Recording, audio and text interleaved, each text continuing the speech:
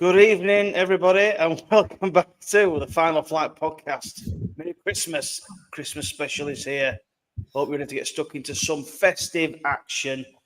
Rich, we've got a full house tonight. We've got Joe and George again joining us. I'll go along the panel. Rich, are you looking forward to the festive period, mate? Big session for tonight, mate. Yes, I've just gone through all the cards. There's a lot of racing to be enjoyed this Christmas. Correct, mate. I mean, we're just going to kind of go through whatever we've got decorations for, have a little bit of a chat about the stuff that we haven't, but can maybe see who's going where. Joe, you made it on again. My God, we're getting lucky this Christmas, an early present. How are you, mate? I know, mate. I can't wait, to be fair. I know, obviously, Cheltenham and that gets all the talk, but these next couple of days, I think, are probably one of the best we've had in the recent years. I mean, who'd have thought Connell and Lossiemouth against each other at Christmas? Not even at Cheltenham, at Christmas. You know, we've got some brilliant races and we'll try and dissect it the best we can, but I'm certain the expert this side will pick us some winners out. Yeah, good evening, George, mate. Good to have you back on as well. Like I say, we're slowly sort of phasing Joe out full-time and hopefully signing you onto a long-term contract. Are you looking forward to this Christmas period? Yeah, definitely. Like I say, there's so much racing on, isn't there? I think I'd say one thing for the people watching: don't get carried away. There's another race every 2 minutes. There's no point having a load of winners if you have a load of losers as well. Bet smart. Pick tracks that you know about. Pick horses that you know about. Let's say other than like the Rowland Merrick, I won't be going mad on Wincanton and Market Raising and the likes of them. Like there's Wolves, George. Wolves all weather. If you fancy a bit of that, exactly the sort of thing I won't be getting involved in. I try and keep it to Fontwall, Rowland Merrick, Kempton, maybe the Formby. I try and keep it nice and simple. Horses you know plenty about. Don't go betting on horses you know nothing about just because it's on. Because there's nothing worse. Boxing Day, you didn't get what you wanted Christmas Day, and then you break the bank on Boxing Day. It could be a very long few days till the new year, couldn't it? You're not getting paid till January the 4th or whatever it is. Yeah, I agree with that, George. It's so easy to get carried away. I mean, there's about 70 odd races or whatever every few minutes, but now we'll try and keep it quality over quantity, as we say. We don't want to upset yourselves on Boxing Day.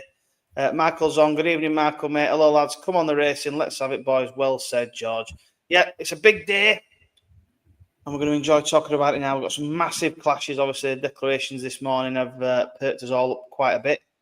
And let's see how we get on. So we're going to start with the 120 at Kempton, which is the Kauto start Novices chase over 3 mile.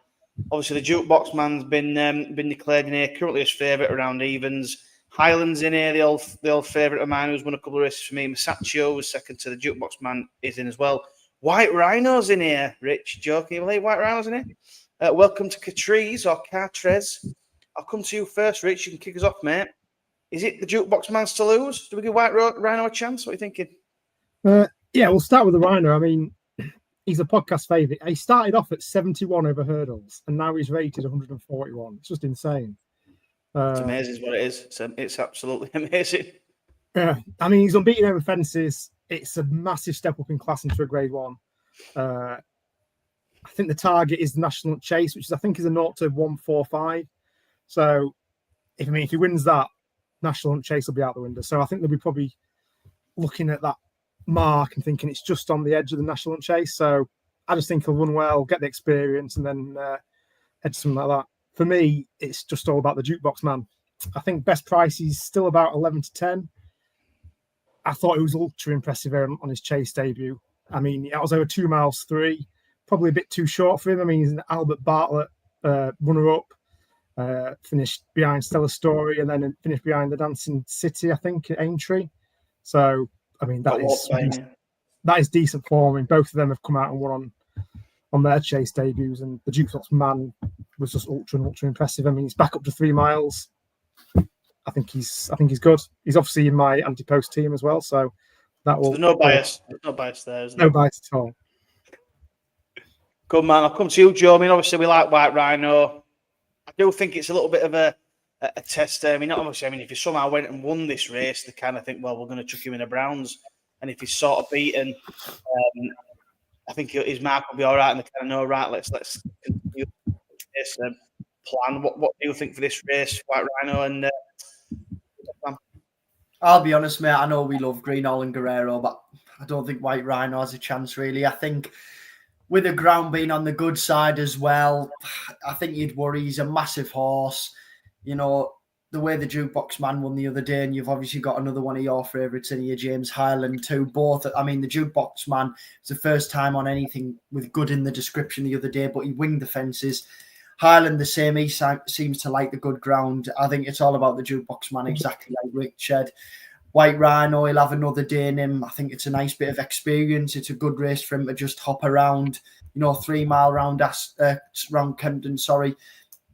He should love that, but I think the ground is going to be too quick for him here. The way the Jukebox Man pinged them fences, I really can't see much there. I think White Rhino needs a bit of a hill as well, and a stiff finish and a bit of tear in the ground. So for me here, it's all about the Jukebox Man, and it's probably the right price as well. He is priced in short, but yeah, the Jukebox Man here, I wouldn't be afraid to go against him. I mean, I don't like to hinder jockeys, but Ben Jones is the only real sort of negative for me in there. But like I say, I'm not going to slander him here. The Jukebox Man for me. That's fair enough. I'll come to you, George. And obviously, the Jukebox Man, pretty impressive on his debut. Masaccio's got 2 lengths to find. Can he reverse the form? Yeah, I think this is one I would take like a small swing at one of the ones further down the betting, because I just think Highlands defeat the last time. Highlands win the last time. He beat Springwell Bay, who we said the last time we were on just didn't stay. Resplendent Grey was beaten favourite next time out. I'm not sure that form adds up to much. As for the Jukebox Man, he did jump pretty badly left most of the way around the last day. And Kempton's is obviously a pretty tight right-handed track. Be enough for me to think, certainly at the prices, it's worth taking him on. Masaccio himself did jump left. I wonder if he was probably just following the Jukebox Man. And I certainly thought of the two of them, he looked like the one of the two that would improve more back up to 3 mile. While we know that is the Jukebox Man's trip. If you were looking at the race with no context going, which one of these two needs further, you'd be saying Masaccio. I half would have given White Rhino a squeak, but Joe's half put me off a little bit. Like, sort of, he does have to step it up, but like his 2 best RPRs over hurdles were obviously recorded at 3 mile and 3 mile plus. So he could be the biggest improver of the lot, stepping up to this trip. And look for his form, he does have bits and pieces of form on better ground. I think was his chase debut, he won on good. He had the second in that boys race at Cheltenham on good to soft. Like, there's a few good soft wins at a lower level in there, obviously, when he was ridiculously well handicapped. I just think on balance, White Rhino, it would be a big step up, and that's hard to take on trust. So I'd sort of be going at, I've seen Masaccio finish close to the Jukebox Man. I think going right-handed up in trip, I would trust him to close the gap. So it wouldn't be a real strong swinger, but that'd be a nice gentle one to start the day with. If a Jukebox Man jumps straight and hoses up, you take your medicine. If he gets beat, at least you've taken a swing at him. So I'll be siding with Masaccio. Yeah, I think it's one of them. Do you want to? I mean, fair enough that the Jukebox Man may well be just better than these, and that's fine. But sort of 11 to 10 biggest price. Do you want to take a punt on him? I thought Masaccio, I completely agree with you. Up in trip, we're staying on pretty strongly to the line. You're thinking, well, another however many yards, and he may well beat him that day. But yeah, I don't know. Going right-handed Jukebox Man. I'm happy going to leave, and I'd take White Rhino's just a horse we absolutely love, don't they? I mean, he just keeps improving. Yeah. It's a shame it's only 2 places, otherwise I might have had a punt. Yeah, if it were 3 places, you could maybe say, maybe I'd take a punt on him. I mean, don't get me wrong, I'll have a couple of quid each one on him just for crack because I love the horse, but I did have a long, hard think about the Masaccio White Rhino reverse forecast because that would pay pretty well. And if the Jukebox Man jumps as badly left round Kempton as he did round Newbury, it's very possible. You know what I mean? It's one of them. Yeah. I couldn't back Jukebox Man. I could only have a small bet on something else. It is possible. I just look up Rhino. We know how big I mean, to be fair, he's a brilliant horse. I mean, he's a perfect racehorse, isn't he? The way he's gone through the handicapper and stuff, and he's ended up in graded race. I just think it's going to be slightly too quick for him. We know how big he is, and I mean, he's like you said, George. He's the one who should improve, but can he improve that much? Can he improve on that ground?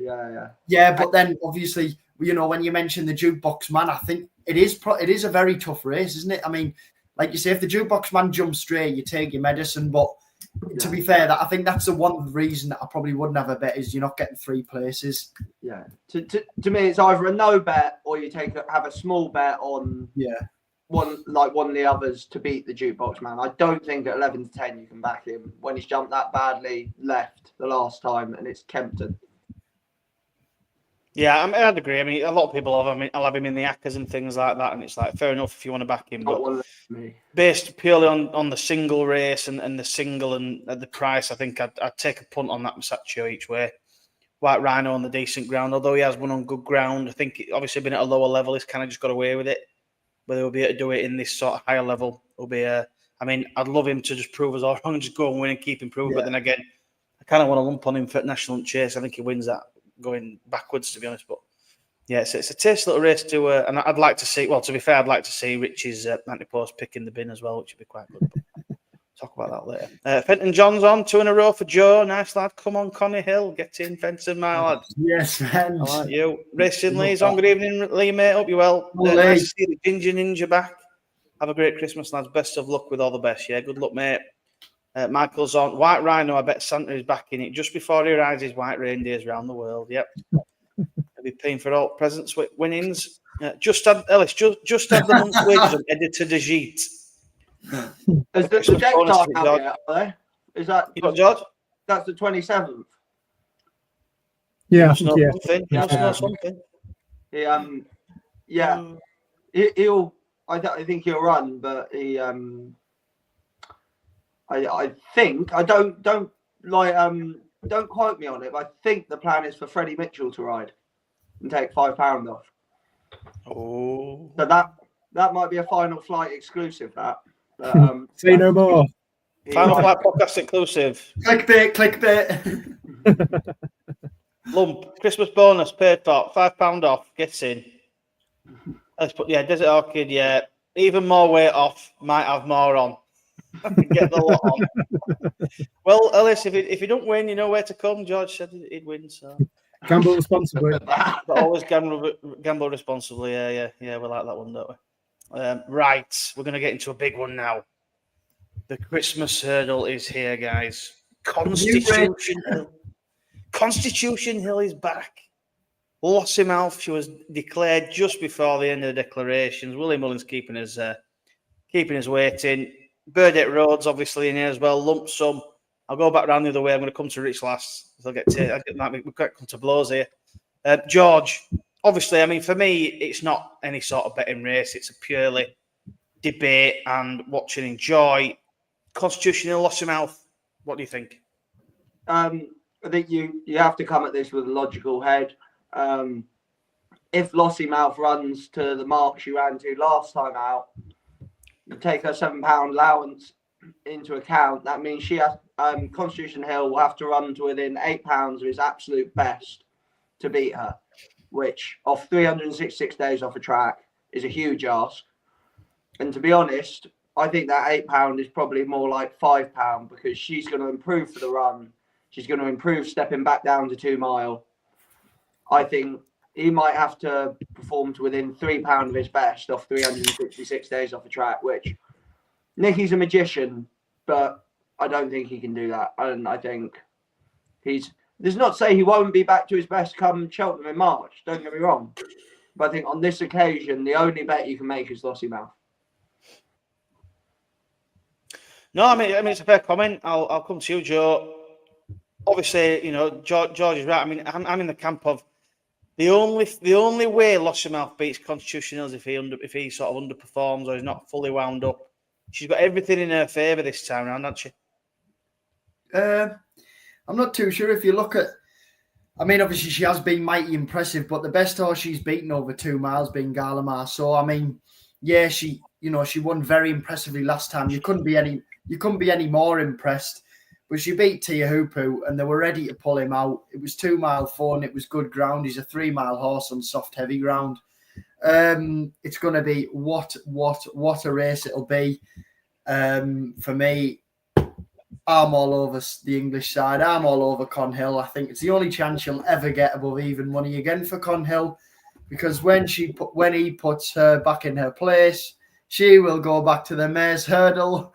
And Conhill will remain the champion. No, well, that's what I do think. Conhill will win. Lossiemouth's back to 2 mile again. Conhill's back out. It'll be what a race it'll be. I think both of them will probably step on for it, more so Constitution Hill. So there'll probably be more left on there, whether Nicky has him ready to go or not. You know, we've heard Michael Buckley make comments about, only we knew the weight. Was he ever properly injured? All that stuff. But as long as they get there, the tapes go off and them two set off, I think we'll all be happy, won't we? Because really, this was the Christmas wish to see a clash like this, and we've got it. So let's just enjoy it. Eh? Yeah, I agree. It's great to see, and for me, obviously, I'm not. It's not a betting race for me. It's a purely watch race because obviously we don't know what Constitution Hill is going to be. If he comes back to some sort of form and gives her a race, even though she's basically beat nothing so far, Rich. Rich giving it off big and beating Tupo 2.5 on good grounds, champion hurdle form. Don't know where he got that from, but beating Gallimar so about 3 times. Love Envoy. She has to step up. If Conhill had no issues and we were going into this race now, he'd be odds on, wouldn't he, Rich? Yeah, he would be, but he's not, is he? Because he's fragile. Yeah. So what we're saying is the only sort of chance Lossiemouth has got is the fact that he might not be fully sort of wound up. I mean, to me, the only situation we don't want, obviously, is him like pulling up after a furlong or something, and it's like, oh god, well he's gone then. I was going to say, problem is also loaded into your bet if you back Constitution Hill. If it hits one hurdle, it's getting pulled up. You got to remember that as well. Like Nico is not going to risk this horse. Like it's going to be one of those. We've seen it before with Nico and Nicky. If he makes any sort of a real bad mistake, he's getting pulled up. I think it's just one of them. I don't think you can really make a mistake doing a half canter, though. Really, can you? True. There'll be no half canter with Burdett Road in there. There'll be no half canter for anything. That's the interesting thing. Burdett Road, if Constitution Hill's fully fit, Burdett Road being there plays right into his hands because Lossiemouth wouldn't stay going that gallop. But if he's not fit, it goes bang against him because he's not going to get home. It makes it really, really interesting. I say if he's fully fit, he'll win off that gallop. But I just can't have it that he will be. I think it might just trying to follow Burdett Road might be a bit much for your first run after 366 days off the track. Well, actually, I think they don't even know what he's fully got left in the tank. No. So it is a case of just going to get him out and get him running and see what happens. I think, but even if let's say he gets beat, if he runs a close off the layoff, I think all systems go for champion hurdle. I don't get any more issues. But go on then, Rich. You've got your time in the sun. Tell me why beating Gallimar so 3 times means you're a champion hurdle horse. I mean, she can only beat what is up against her, can't she? Let's be honest. She's beaten everything in a canter pretty much. She can only beat what she's raced against. I know she's not raced against very good horses, was she? Let's be honest. So Tihupu's not a good horse. Is this what you just said? He's not a 2.5 mile on decent ground. He only run. The only reason he run is because they knew that if he didn't run, they weren't going to get a run into him. Yeah, he ran and she walked past him. In a sprint, yeah, because she's a faster horse. She's a 2 miler, he's a 3 miler. It's like, it literally turned into a sprint, that race. They went so slow. She barely got out of second gear. Anyway, Conhill is not going to win this race. He can't. If he wins it off 366 days, then he just wins the Champion Hill, doesn't he? But I just can't see it. They say he's not been injured, but he's been very unlucky if that's the case. He's just, I don't know. It's going to take some effort. I just don't think Nicky Henderson would tune him up fully. I think he just wants to get him back to maybe half what he was and then build that up to Cheltenham. So pretty much, I think he's got it all to do, and Lossiemouth just wins. So Lossiemouth wins, and Constitution Hill's just a couple of lengths behind her. Just looked like he got a bit tired. Would you then be worried for the Champion Hurdle bet? Not really, no. Can I say one thing? But like, what are your opinions on this? So obviously we know how Sergino was at Newcastle. If Constitution Hill was carrying extra weight, say £6 extra or whatever. He is carrying extra weight. He's got to give Lossiemouth £7. No, I'm talking about the gallop with Sergino.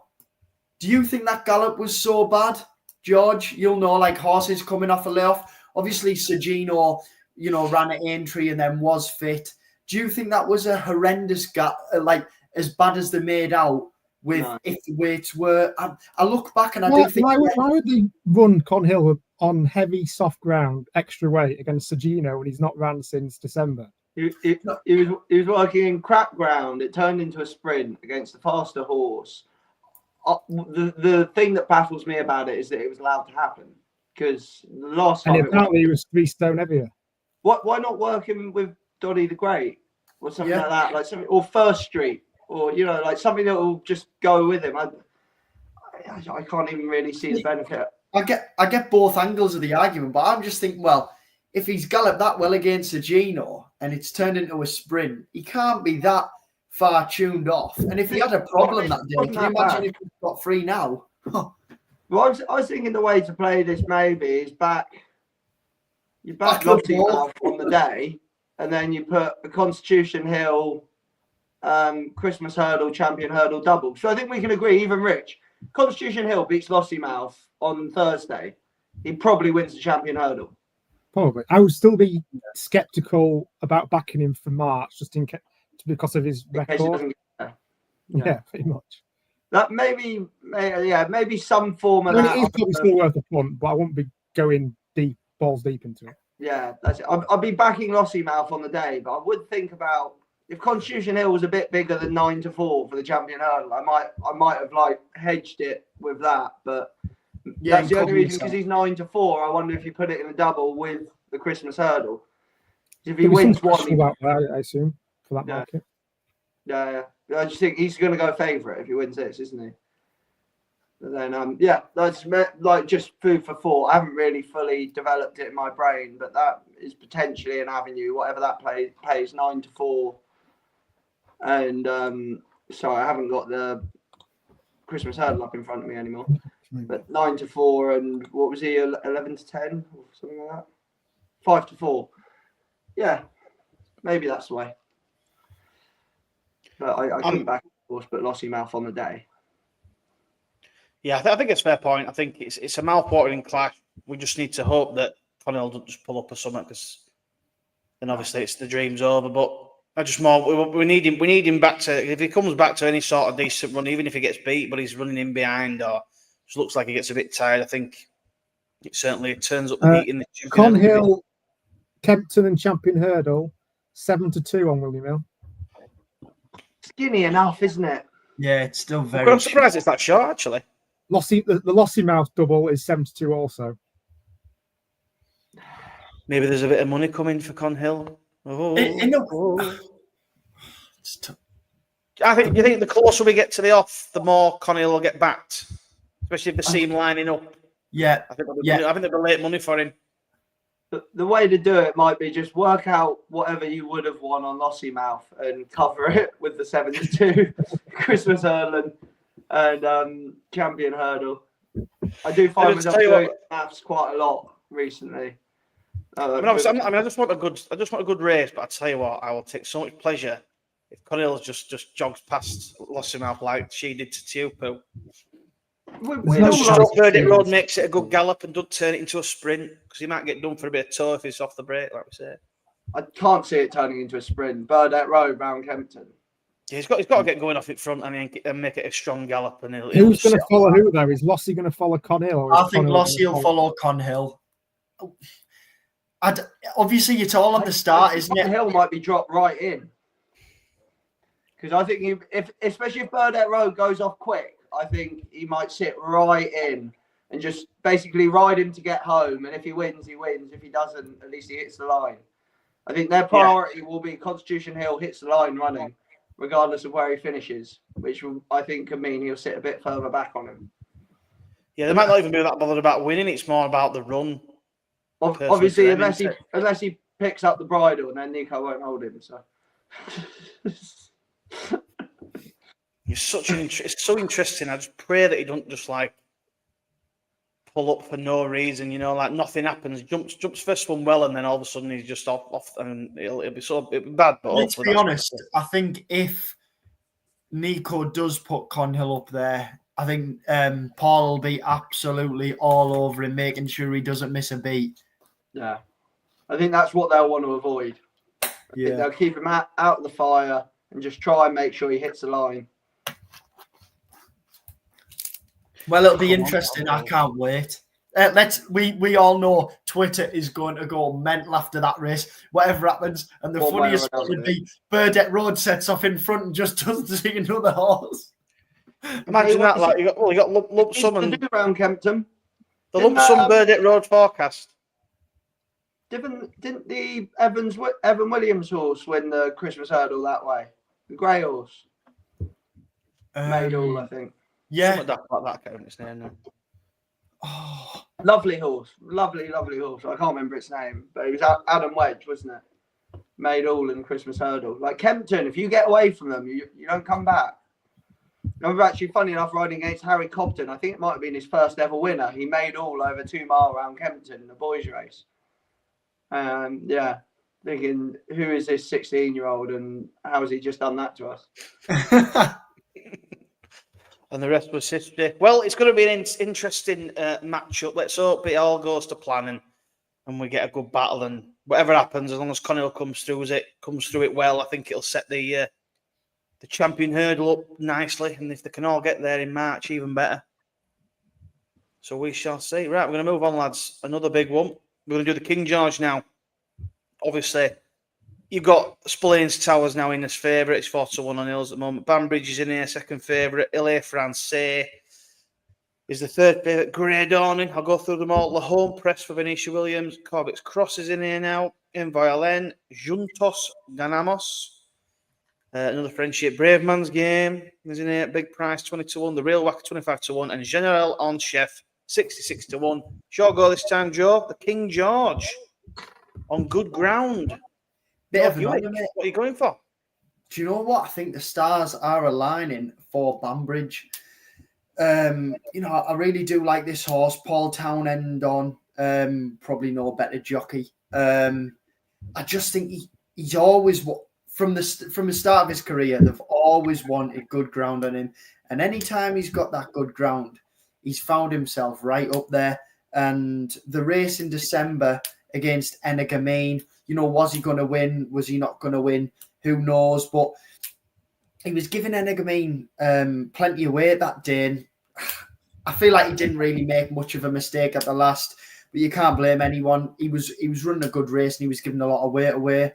I think this race could be set up for him absolutely perfectly. I think he's just going to sit in there, sit out the back, the good ground.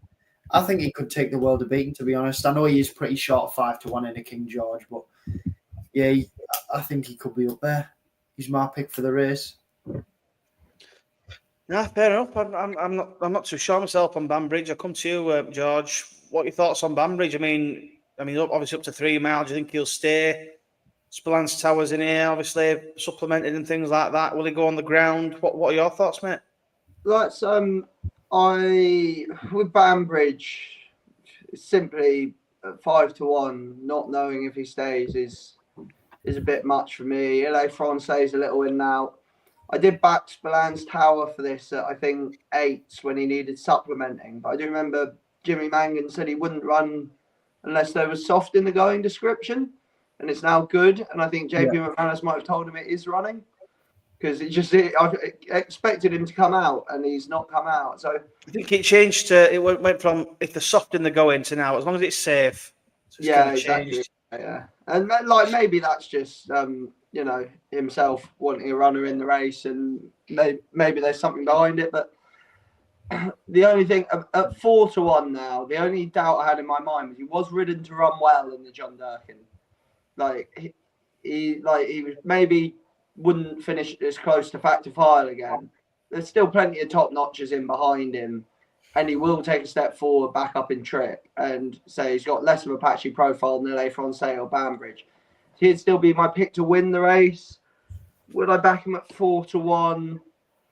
It's a hard question because I've already backed him at twice the price, so it's really hard to answer. I think if I was betting on the race today, it's not a mad one. I don't think it's a mad one. It's L'Impresse. Like, he was running very well in the race 2 years ago when he unseated. He's 4 from 4 off the back of a break of, I think, 100 days or more. And including the last twice on his reappearance, he's run to RPRs of 172 and 170. Very few of these have achieved an RPR that high. And even some of them that have, Brave Man's Game, like it was so long ago, it's not relevant. I think he'll be very hard to keep out the places in this race. And he was 12s when I went through this. I've seen he's nibbled into 11s now on best odds. But I just think he's been there, he's done it. A lot of these novices, you're sort of taking it on trust that either they're going to stay or that they can take this step forward. L'Impresse, you know, he can run to the standard required to place in a King George, and he can do it first time out. So I think Venetia was fairly positive about them the other day as well in an interview I saw. So I think him each way, you could do much, much worse. I think there's some really good comments there, mate. I think I'm going to come to Rich. What do you think of sort of the home press, the Spillane Tower situation, the ground? I know there's a few in here. I mean, there's been a few back in the LA Francais. I mean, I can't have that myself. But are you looking at anything like them, or are you on the Old Faithful? It's an interesting race. I think there's a lot of unknowns in it. I mean, you've got Spillane's Tower, issues with the ground, LA Francais. He's a bit up and down. I think I heard somewhere he might have bled last time out. It's not ideal. Great Dawn, he ran a cracker at the Betfair, but I mean, that was a proper slog. He looked a hard race. The one I am actually going to land on is a old favourite of mine. It's Brave Man's Game. I mean, yeah, I think he's about 16-1. I think it's a cracking each way bet. I think you get bigger than that, mate. 20s about. Well, 20s, take 20s if you can find it. I mean, yeah, he's not won since winning the King George in 2022, but he loves Kempton. He was second in this race last year, where he slightly got hampered by Shishkin when Shishkin fell. The track suits. He loves decent ground. It's a similar prep to last year. I just think at the price, you know he's going to get the trip. You know he handles the ground. He handles the track. Does he get the trip? I mean, he won it. He's won the King George. 9 years old now, though. Not from 9. He's lost the not from 9. I'm just saying that the prices, when you've got a lot of horses with a lot of unknowns, Banbridge, does he stay? At least you know Brave Man's Game has done it. He stays. I imagine Nichols again would have targeted this as his main sort of target for the season. So Did you see what? Sorry, Rich. Did you see? This is a thing to you. Did you see Cobden's interview? What he said about changing tactics or something? I didn't see it. I heard that he said something about changing tactics, but I didn't actually see what he said. Yeah, he said, I'll give. I think my lad deserves a better chance than what they're giving him. He hasn't been talked about, but we're pretty confident, and we're going to change the tactics or something." I think he said something like, "I rode him like the best horse in the race last year, and then when he realised that he wasn't, he knew he'd messed up." I can't wait till Lossy Mouth and the Brave Man's Game double comes in. Rich, you've got to back that double. Rich, you've got to back the double. You'll kick yourself if it come in. Just don't, if Lossiemouth beats Cornhill, if he's right up her ass and it's not like a massive, not like a stupid win or something, don't be messaging me giving it bigger because I'll be dead happy if he follows her home and he runs well. They'll just bring him along slowly. Anyway, Braveman's game, fair enough. Can't have him myself, but if he goes and wins, that's fair play. I'm on the home press. I think the record fresh is class. I know he jumped out to his left a little bit last time when he unseated in this race, but I just think him going in here fresh, he'll do him the world of good. He's 9, James. You know what I mean? He's 9 now, like Braveman's game. Yeah, but I like him better. Less miles on the clock. He's not 0 from 9 like what Braveman's game is. He's not getting spanked every single time he runs. Nobody's seen him for 300 days. Yeah, well, if you want me to tell you, he's won off 391 days. He's won off on 232 days. He's 223 days and 773 days. So he could have another 100 days off if he wants. I'd still be fancying him fresh. No, we can't be arguing about this. So I was thinking as Rich was talking about Brave Man's game, I was thinking, I can't disagree with you because we're making the same argument, just about 2 different horses. if you fancy one of the two, you can't argue with someone fancying the other because it's the same argument. It's the horse that's been there, done it in this race. It's just you've got the little extra carrot for me with the reappearance record for L'Homme-Presse. And Brave Man's game, first time blinkers, getting beat that far by Alba Guy wouldn't be ideal, but he wouldn't have liked that ground. No, it's horrendous. It's the same argument. You're going for tried and tested over potential. It's another belter. That's what it is. So, because it's Christmas, we can stop arguing about it now. We can all come together as a podcast. The only reason Brave Man Games won it that year is because L'Homme-Presse unseated. I think we'll take the TriCast. How's that? We'll do the TriCast. Yeah, there you go. Fenton John's on. He says L'Homme-Presse Cornhill double. Merry Christmas. I'm not advising that, but yeah. No, I'll go for L'Homme-Presse each way. Blaze Towers obviously comes with the decent form from the John Durkin, but the ground will be an issue for me. I think if he runs, I don't know what he's going to be like on it. I'm not a fan for Banbridge up the 3 mile and things like that. So, yeah, I'll stick with the home press fresh. We know he goes well, and if he can run to them sort of ratings he has done before, he should be bang there. So, yeah, I'll take the home press as well and see how he gets on. Right, and watch Brave Man's game pull up. He'll be out the back the whole way around. Right, moving on. The 105 over to Aintree now. We've got the Formby Novices Hurdle. It's a grade 1. We've got Richie's favourite horse at the moment, Potter's Charming here. Country Mile, who absolutely hosed up at Cheltenham when I was there doing the presenting. Road Less Travelled, who beat him at Adoc the day before. Celtic Dino's in here as well. With then Wedge on, Miami Magic, Junker Delier, Good and Clever. Rich, are you going to be good and clever and go for Potter's Charm? Or are you against? It's very tricky. It's very tricky, this one. I mean, he absolutely bolted up over 2 miles 5 at Cheltenham. Form's a bit naff, isn't it? Sorry? Valgram's not Frank the Form, has he? You thought he was a world beater when we did the preview, didn't you? He's a decent jumper with decent ears. I'm just surprised they're dropping back to 2 miles with him for this. That would be my only concern. 2 mile, 1 furlong, yeah. Yeah, I would just maybe put a doubt in my mind that the trip might be slightly too short. I mean, he did win at 2 miles in his bumper days, but that was on heavy. I think he's about 2 to 1. That would be a little bit on the short side when I think he needs further. The one I do like is Celtic Dino. I mean, he won last time out very impressively, beating another horse that I quite like, Weighed Out, who won at Ascot the other week, I think by 4 lengths. The JP horse was back in third. I think did she finish second at Cheltenham? So I think the form's fairly decent.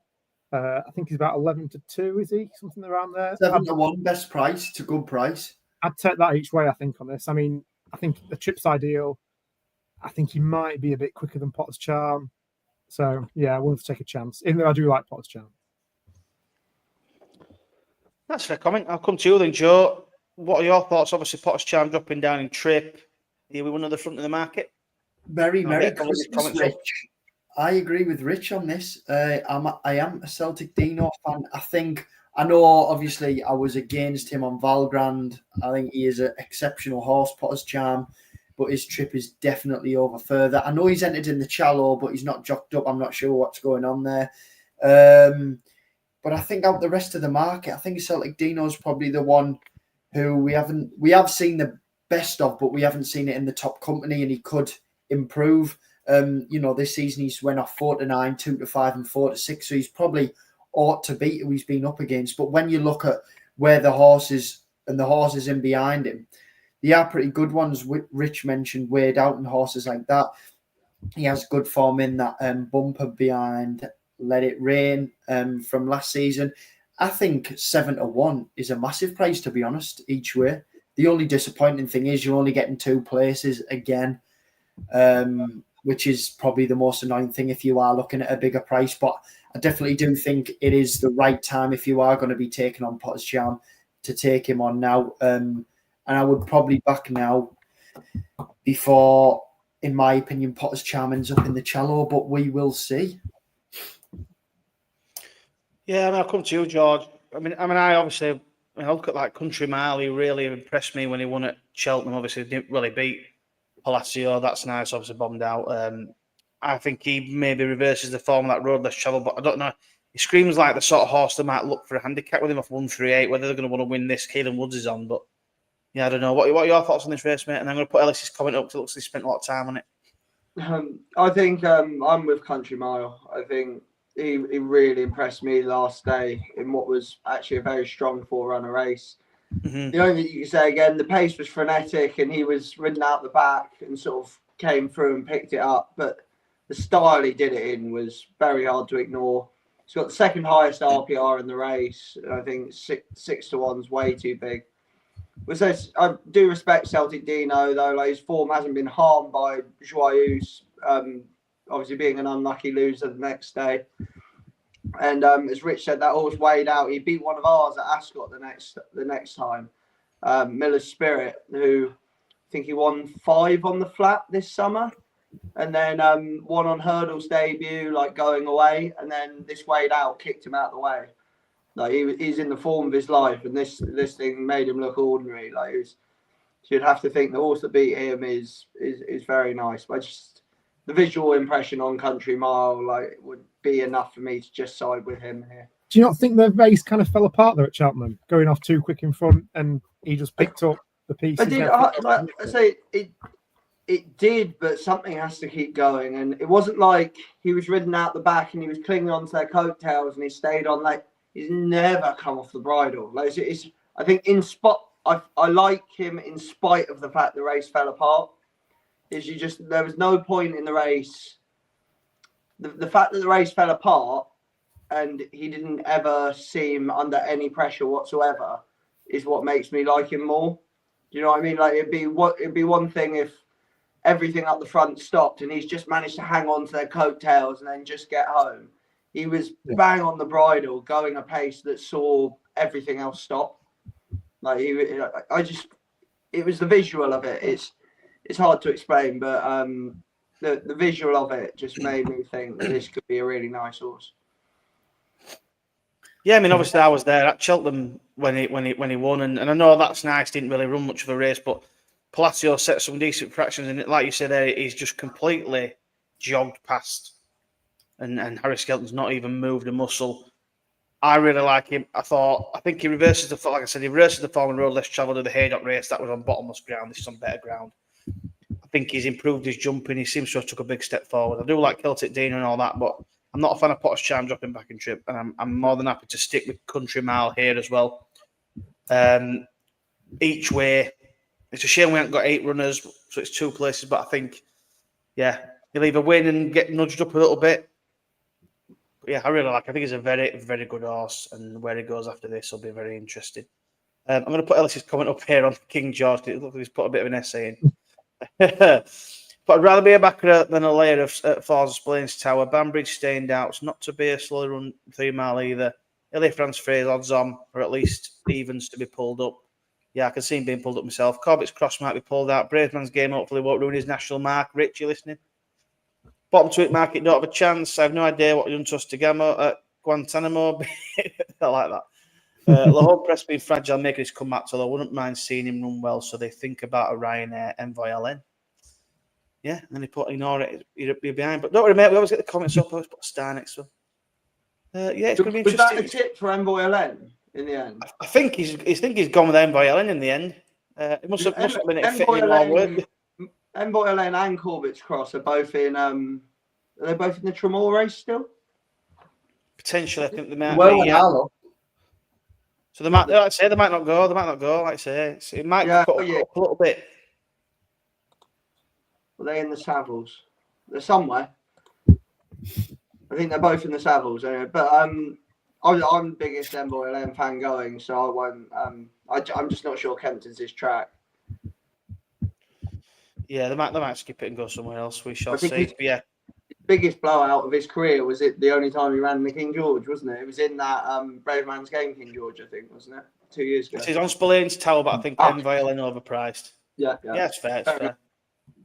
See how he runs. But yeah, Country Mile for me, I think he's a belting horse. Really good horse. Him. Could be a nice handicap in him in the future if he doesn't go higher than what his rating is now. Right, the Rowland Merrick. Then we're going to skip over to where are we? Skip over to Weatherby now because do a little bit of each. Cruise Control's in his favourite tomorrow. Some Scope, Sinomini, Good Boy Bobby, and Bigger the Rest. Rich, you got a pick for this? Chop and change it a little bit. Some of these big handicaps in for the folks. Yeah, not a massive opinion. I've kind of landed on Some Scope only because he's got a claimer. It takes him down to near his last minute mark. He's down to 117. What was he, 4-1? It's a bit of a muggy each way, but like I say, it's not a strong opinion. No, that's fair enough. Some Scope for Rich. Then Joe, have you look at this handicap, mate? Yeah, I've gone right down the market. I quite like the look of Young Buster. He obviously had a reappearance at Kelso. He went off short price favourite, to be fair, in a race that had Apple Away, Famous Bridge, Elvis Mill, saw renowned handicappers who have ability. And the last was omitted. The last two were omitted, I think. And it's never a good thing in a chase race, and obviously enhances the sort of stamina side. Your last two fences are omitted. It's not great. He seemed to just weaken, but I think coming to Weatherby here, Jonathan Burke on, I think it looks pretty good. And when I look back at his Kelso run, to finish 7 lengths behind after being, the last couple omitted, I think it's decent form. And before that, he had decent form round Aintree, and he won round Kelso off 1-2-7. And then he bumped into one at Aintree last run of the season with Sean Bourne on, and they pulled away clear from the third. But yeah, I think at 16-1 he's pretty overpriced. But I'm not sure what bookmakers have him at that, because he was 8-1, then 16-1, then 8-1, then 16-1 best priced. So I feel like one bookmaker. So he's 16-1 in William Hill. He's 8-1 in 365 Paddy Power and Sky, and 7-1 in Coral. So if you are going to have a bet on him, I'd sure take that 16-1 in William Hill, because he's 8-1 everywhere else. I've just gone on odds checker now, and I don't think it is there now. I think the 7's now Hills. Oh, is it? Well, I've been on the website there, and he's still on. Maybe there might be a bit of an error there, but he's still getting sort of 8-1 everywhere. Yeah. It's not a bad price, mate. Yeah, I'd go with Young Buster. Nice one, George. I mean, I quite like Cruise Control in here. What about yourself? Just a quick one on Some Scope. A little word of warnings. I did see 10-2 claim 7 for. Can Callum Pritchard do that? He hasn't done lower than 9-12 in the past 12 months. It's not to say he can't, but he's doing it so he can at win 9-9. It's don't get me wrong. It's still very low weight, but you might be carrying, say, 9-10, 9-11 instead of 9-9. Just worth mentioning. He's just not going to eat for a couple of days. That's light, is that? Isn't it? That's very light, is that? Chuffing. I think I'd be probably 6 feet under at that weight. Yeah, I never had light on Boxing Day, luckily. I think lightest I ever did Boxing Day was like 10-6 or something. And I think I still woke up that morning 10-8. So I thought, I've got 10-6, I'll have a full Christmas dinner. And I woke up 5 pounds heavier than I've ever been.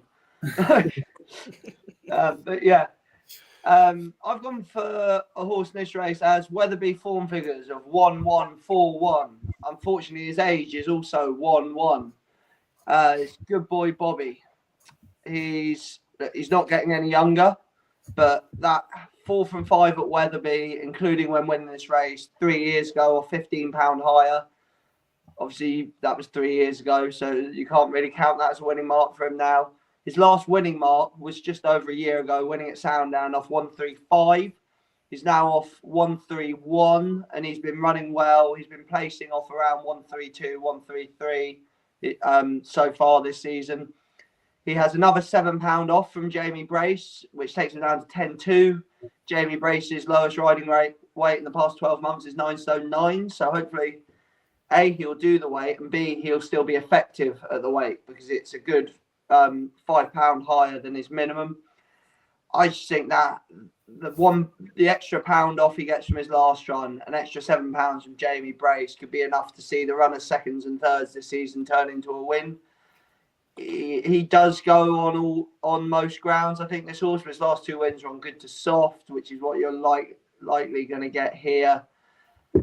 I just think it's all positives with this horse, really. Even his reappearance third behind Copperhead, that horse was on a right run of form at the time. Like the only thing you can say is most of his form's in veterans races nowadays, and this is a very competitive handicap.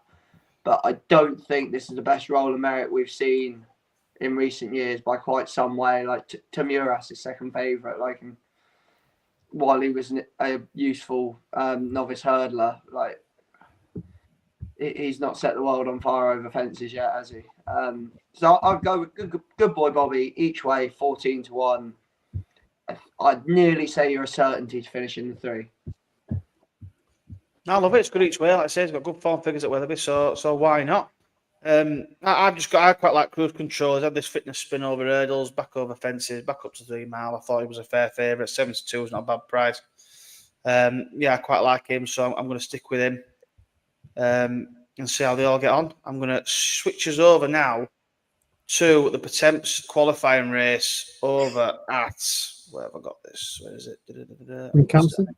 Wincanton. yeah. Yeah, I'm just finding a button for it. Let's see. I'm going to set you going, Rich, because I've just got to quickly run and get my charger for the laptop, which is actually about to die. So you'll love a Pertemps qualifier, don't you? Who's going to win this? Actually. Yeah, take it away. I'll be back in a minute. It's a good race, actually. I mean, you've got Oisin Murphy making his national debut over hurdles. Taking that why this race is in here. I think he rides Ike Sport, I think, for Mulholland. About 71. I think it'd be quite interesting to see how he gets on. I mean, he'd probably win. I mean, he's been over to India, and I think he's won the 2,000 guineas over there. So he's doing a lot of different things. So yeah, hopefully he runs well. I mean, you've got Stay Away Faye in here off top weight, who was touted as the Browns winner for last year. I mean, he did beat Grey Dawn in last season as a novice. Bit of a recovery mission though, because he's had pulled up twice. I think he's had wind surgery as well. I mean, the claim was taken 3 off, which is going to help. The one I actually do like, I think his favourite is Long Draw. I mean, he bolted up last time at Cheltenham by 5 lengths.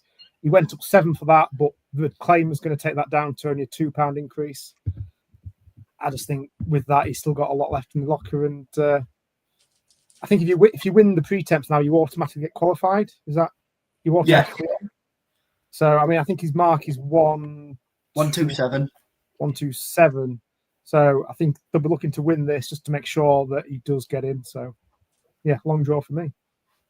Yeah, I'll carry on from that because I'm exactly the same. I thought Long Draw made a really good visual impression on me last day, like beating Galro, Wonderful Eagle, Doyen Quest. Like horses are all in cracking form at the time, and he just kicked him out of the way. Like I think you didn't even need to put Beau Morgan on him here. I think he'd have won with the £7. Like with the £5 off him, I think it's banker material really.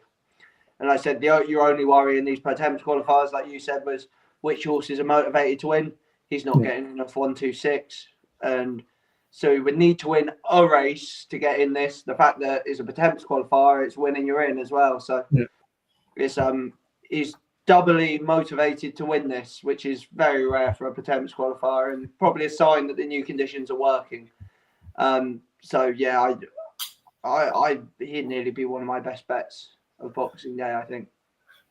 I completely agree. This could be a Christmas special if James load on and he agrees. But yeah, I think he's only up £2 and he was so impressive the last day. Like you said there, George, I don't think he needed the £5 claim run. I mean, in behind him, you've got Stay Away Fear, who's got 2 pulls up. You've got Oisin Murphy over fences. And then you've got Thomas Moore, who's had 650 days off the track. You've got Jelino Bello, who's had 698 days. And then you're into 12-1 plus. I mean, for me, I think Long Draw's in absolute smashing form. I think there's only one reason that they've turned him back out after 13 days ago. He's obviously kicking that door down. He wants to run again. And like you said there, George, I think this could be the perfect way of the new Pertemps qualifying sort of regime, that horses that would not normally get in or would have to win a few races throughout the year just go and win one like this and get in, and then they can take the season and run back from March instead of working towards March and trying to get in. And yeah, I think Longjaw is going to win this one. I don't have him as my nap, but he is my next best. I think 11-4 you can get now is a cracking price. I can't see him going off that price on the day. No, absolutely not. Christmas bet in the Pertemps qualifiers. I know I was thinking when I saw we had a Pertemps qualifier at Wincanton on this, I was like, "What the hell are we doing?" Then I see it was 4-1 earlier. It's 11-4 now. Yeah, well, I thought that as well. Boys, I'm missing the price. I thought that as well. When I seen James put it in, I looked at the top. I started looking down. I thought, well, I think we'll all agree on this one. It's going to sound mad, but I mean, yeah, like you said there, Georgie was 4-1, 11-4. I mean, every horse in the race is drifting, really. I think this is one of the strongest bets, and it does sound mad in a Pertemps qualifier, but if that's the race that's got the strongest betting, that's what you are going to bet in, isn't it? Exactly. So I think the next race, we were going on to the 27th, and it is at Kempton, and Paul Townend stays in Kempton for this ride, I believe. And it is the Wayward Lad Novices Chase Grade 2. We've got Ballyburn in here, Sergino, Caliph de Burley, Robord, Home Free, Brookie, Hypotenuse. We have Ballyburn at even money and Sergino at 5-4. Rich or George, who are you going for? You go ahead, Rich, because I feel like this is going to split the room. Well, firstly, are we 100% that Ballyburn is going to come over? I think so, because I've seen the Irish declaration. Yeah, there's no need for you. I'm the new James Corden in here. Don't call me that twat. He's a dickhead. Sorry. I believe that Patrick and Danny are riding all of Willie's in Ireland. And I think is that confirmed, Joe? From the have you got a source? Give me 1 second. James, who's your Pertemps pick? Yeah, Patrick's on Gaelic Warrior. So obviously Paul would be on Gaelic Warrior normally. Irish stuff. Yeah, Patrick is on the Futures Novices Hurdle on Carquinner. I know that, yeah. James. Yeah. Hey? We're on the Wayward Lad. I'm on about Ballyburn, but I was just saying to Rich. Oh, sorry, mate. I thought you moved on to. You were on about Gaelic Warrior or something. Yeah, sorry, I was just saying Gaelic Warrior and stuff. Patrick's on, so I believe Paul would be on, and that means Paul will be back over here. But James, the main question is, do you agree with me, Rich, and George in our Pertemps qualifier pick? Who did you go for? Yeah, I went for the same one you guys did. Who's that? What? Stay away from. Hang on. I've lost my head now that all that's. I went to get a charger, wrong chuffing charger, and everything's died. I'm obviously backing Oisin Murphy. You're not backing Oisin Murphy? Oh no. No, to be honest, mate.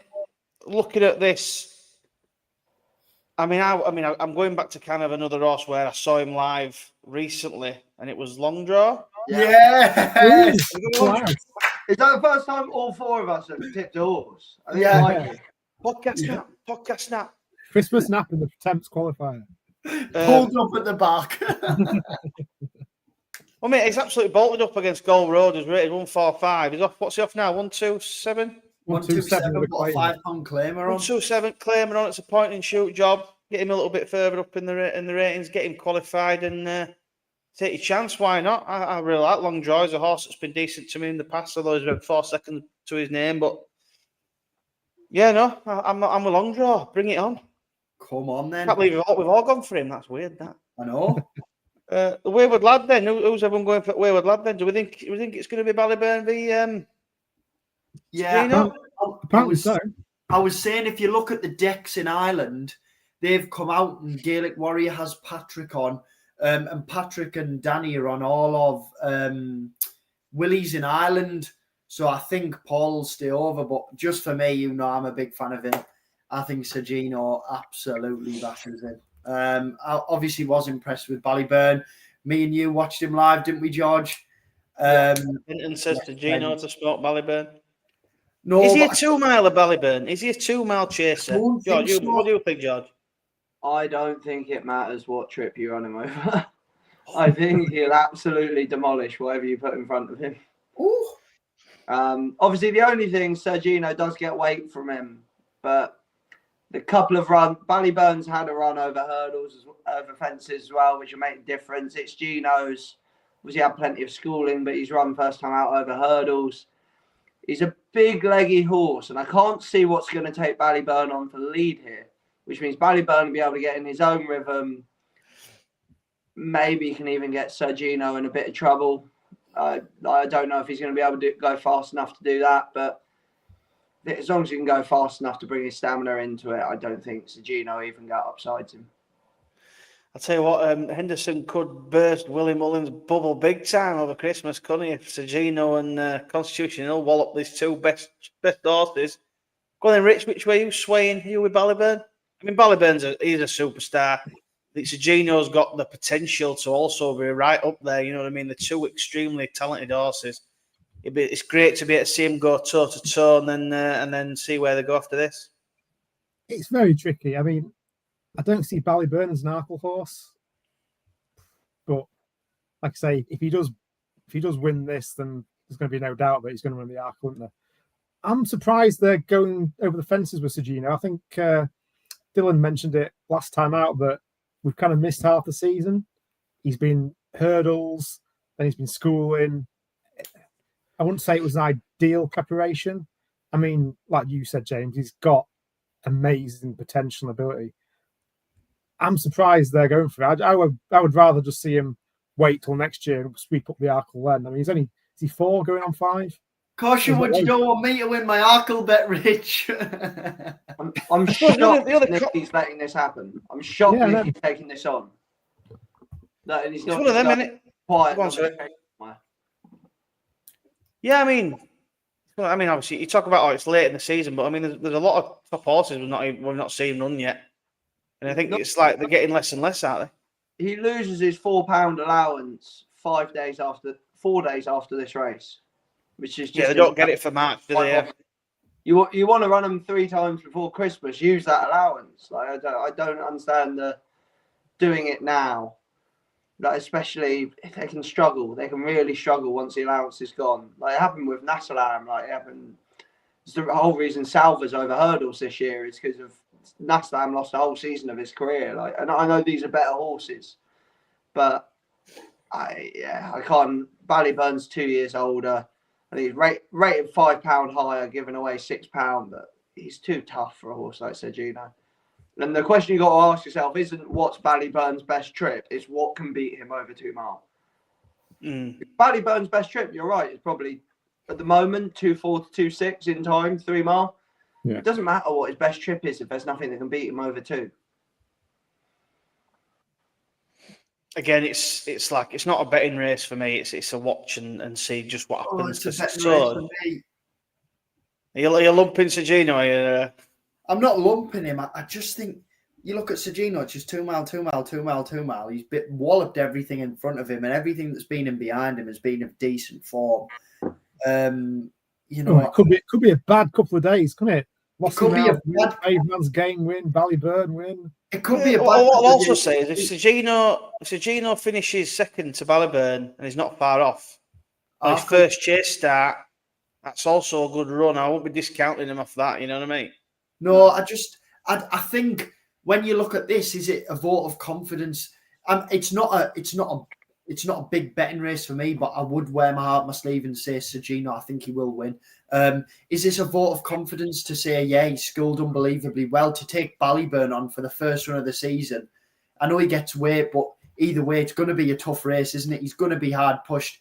I can't see, you know what you're up against, up against Ballyburn. But I just think when you look at Ballyburn, it's 2 mile 3, 2 mile 4.5, 2 mile 5, 2 mile 4. His only win really at 2 mile over hurdles was against Slade Steele, who hasn't really backed that up. That's not Ballyburn's fault. He beat him by 7 lengths. He beat him by 7 lengths. But Hold on. Slade Steele didn't back that up. He won the Supreme.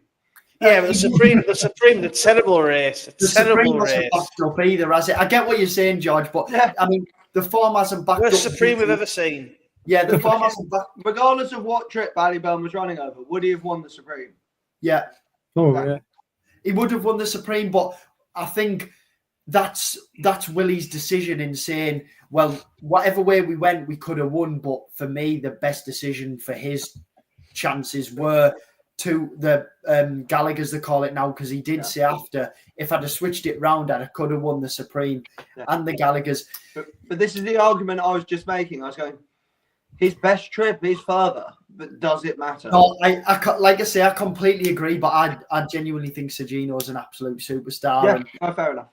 Ballyburn would win the Turners if it was a graded race, wouldn't he? Well, it's not. Ballyburn win the bloody Derby. To be fair, I think it's unbelievable that Willie. I mean, we've got 2 unbelievable clashes, haven't we? We've got Connell and Lossiemouth and Sergino and Ballyburn. I mean, at the start of the season, we could have had all of them at Kempton in the champion hurdle. You know, Mullins mentioned it for Ballyburn, and Nicky obviously mentioned it for Gino. Now we've got them 1 over chasers and 1 over hurdles. It's unbelievable, isn't it? Would say Connell doesn't make the champion hurdle? Would Nicky then revert Sergino back? It's a big. I don't think so because I don't know. I think Donnelly's have got a few to go with. I think if it got that late on, they're not going to switch him. They can't switch him that late on, surely. You've got Stateman in there. You've got Amsterdam in there, who's obviously a live contender as well. If Connell's going to run now and then Sergino's going to run over fences, I can't see him then switching him back. That'd be a right shambles, that, wouldn't it? I think you're spot on there. Just take the 2 that they've got in the champion hurdle and not muck about Sergino. They'll say, look, right, we're going fences now. That's it. That's decision made. Whatever else to Connell happens, but we've got 2 others. And Hendo just have to sit there with no in champion hurdle, probably. Unless he's got something else. Can't remember what he's got. What's Ellis put here? He's put, whatever you back and lose in this, just double your stake at Eddie Digit. I love that. We've also got King's Code v Civil War in the 3 o'clock Wolverhampton. Civil War to win. Nice, Ellis. Flat all-weather nap over Christmas. Civil War was in training with us. It was very much in all-weather. Well, there you go. That's Eddie Digit. Civil War double pays for the mince pies this year. Love it. Right, we're going to move on then. Ballyburn Sergino will be a great race. Let's hope they both run their races. A little look at Chepstow. Obviously, the Welsh Grand Nationals, obviously a fantastic race. So I'll come to you, Rich. You got sort of Monbeg Genius in here, Gallia de la Toys in here. If you're back in here, you've lost your head again. There's a few nice horses in here. Which way are you going? Are you on Gallia? She needs about 10 mile in a swamp, doesn't she? Rich, I hope you've stuck with your guns, mate, because I'm back in Gallia de la Toy here. I mean, I've gone for Braveman's game. Obviously, I'm going to go for Gallia de la Toy for the Welsh Grand National. What is it when they say? What's the definition of like insanity? Just doing the same thing and expecting the same result? A cliff horse. My theory is they all win eventually. Just keep going, and they all win eventually. I mean, obviously, Skelton came on and said she's a mare that really needs a trip. She made a nice debut at Carlisle this season. I mean, that was over 2 mile 3. She finished second off 1:45. I mean, they stepped up at Newbury to 3 mile 1. She was held up in the rear, made an odd mistake, but she finished 7th. She got dropped to 144 that time. She's dropped again to 142. I'd say that Skelton will be rubbing his hands that she's now down to this sort of mark. It was a nice prep run at Newbury, I thought. I mean, she ran a blinder at Warwick last year over 3 miles 5, carrying 11 stone 10. She finished second to My Silver Lining, who was carrying 10 stone 4, I think. And that was off 142 as well. I just think she is one that will be probably aimed for this by Skeltons. I mean, he's going for trainers title. It's a decent pot. She'll stay. I think she's a good each way player.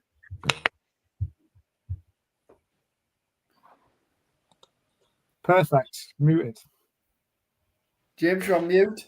I'm going to put Ellis's comment up here. Don't back Gallia. Put it this way, I'd much rather put my money on Civil War at Wolves than Gallia to win. He's put Arm and Iron Bridge. I'll carry on from Ellis's comment then, because he's got my 2 horses. Well, he's got one of mine as well, so take it away, George. Iron Bridge was good keeping on 3rd over 3 mile 2 on his reappearance. He's now £6 lower than when finishing 2nd in this last year. I think he's about as solid in each way bet as you can get at 16 to 1. Mm-hmm. That horse has been there, done it. Only found Nasalam 32 lengths too good last year, which was no bad thing. And then the horse that beat him on debut was Val Dancer. He beat Iron Bridge, and he's never tackled a trip like this, but he's had 2 chase starts over further than 3 miles. They've yielded his 2 biggest RPRs. He's improving fast. He only took 1 backward step in terms of RPRs in 6 runs in his novice chase season. And his career best was on reappearance this year. I think his price is an absolute joke. He's 50 to 1. I'd back him at 16s. I think he's a huge price. And I can only think it's because he's trained by Mel Rowley. And she can do the business. There was that horse who won the Veterans final, wasn't there? Wishing and hoping. There've been a few good horses along the way. I just can't understand this horse's price. I think it's madness. 10 stone 4 for one of the younger horses in the race. 7-year-old is about the age you want to be in this race. I can't see why 50 to 1's available, and there might not be much of it, but those would be my 2: Iron Bridge and Val Dancer. Yes, fair comment. I'll come to you, Joe. I mean, I'm on Iron Bridge. Obviously, everything that George has just said there, I thought he's got a really good chance, and I won't put him off Val Dancer, to be fair, at that price. When you're looking at sort of 40, 50 to 1, it's always worth a couple of quid anyway. He's obviously got the form that ties in with Iron Bridge. Iron Bridge is a little bit better at the weight, so I fancy him to go in, even though I'm never too confident to back John Joe's horses, but we'll see who's riding. I've not got a jocked up one here. Will it be John Joe? Probably, I don't know. But, which way are you siding with, Joe? In the Welsh Grand National? I'm siding with Rich on here. I think... Forgot about that. You go to the Grand National. He finished 8th. He was the best finishing mare. The other mare that was in there was Limerick Lace, who went off favourite, who was about 10 lengths behind. That wasn't a bad performance at all. That was at the end of last season. I think the the Grand National shouts were very hopeful. For a mare to win the Grand National is very, very, very tough. But she, like Rich said there, she made a nice start at Carlisle. Newbury, we know what the Skeltons are like. We know when they've got a handicap plot in mind, what they do. She was just held in midway, done her thing. Harry wasn't too harsh on her. She's definitely got a race like this in her. What she offer you, 142. Her last winning mark was 1-4? Where is it? 145. Her last winning mark was. That was a listed mare's chase. So she's slightly lower than that.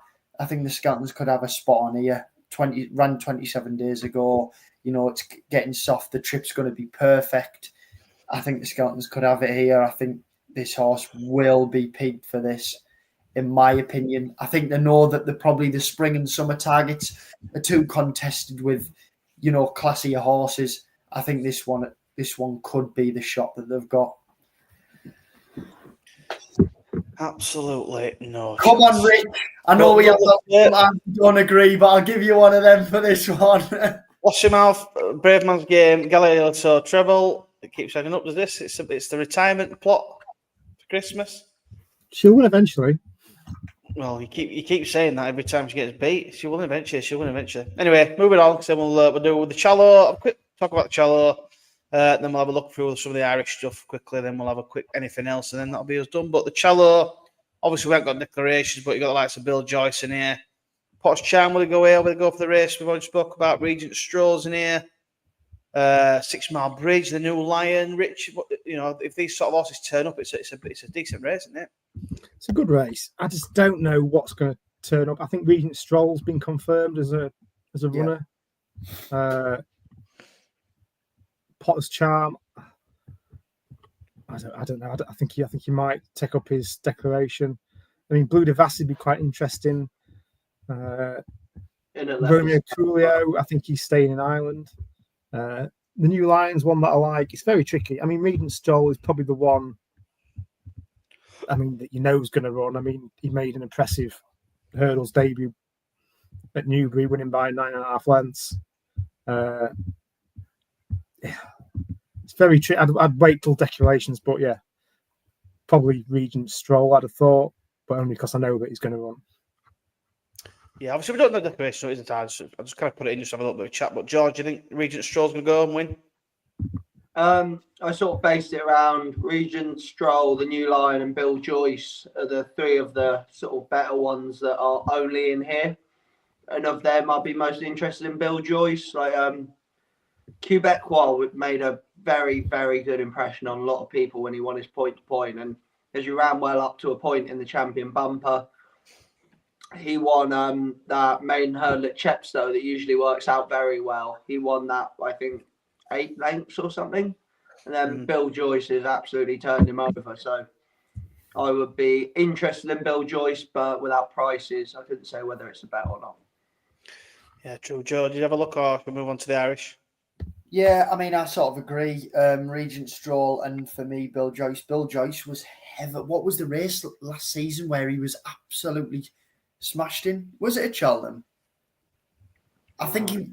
It was in the champion. Yeah, it was in the Champion Bumper. He was about. He was about 22s into 7s. Yeah, 22s into 7s, and it was about 5 minutes on the off. You know, when they have the board on ITV7, it was Regent Stroll.